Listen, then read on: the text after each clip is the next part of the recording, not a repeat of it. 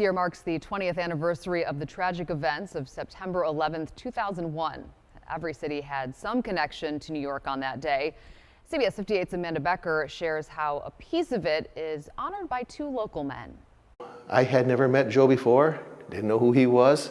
He's my brother. A lot has changed in the last 10 years. September 7th marks a decade since Joe Campbell and Mark Fox embarked on an 1,800-mile trip together from Milwaukee to New York and back.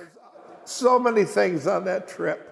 It was the 10th anniversary of 9/11 when they went to pick up a 1,500-pound piece of steel that was once part of one of the Twin Towers. And it almost seemed like fate. Joe had just purchased a new truck when the contractor the War Memorial Center hired had fallen through. And on that last day allowed, they were there to pick up the steel. This steel represents a lot. And to me, it's a memorial to a travesty. It's a memorial to destruction, but it's also a memorial to freedom.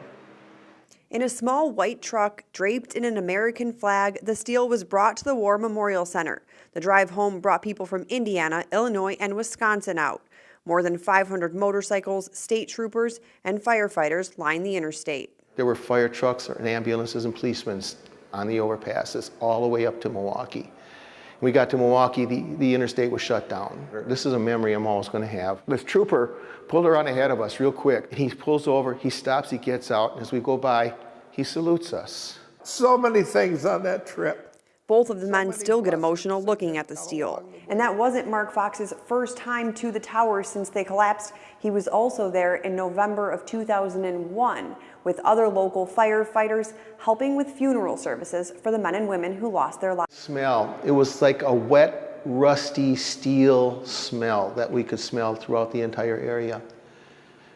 20 years later, when I touched the beam, he feels the lives of those lost that day in all of its twists and dents. And we were in tears, just in tears, that this really meant something that was not just special, it was sacred.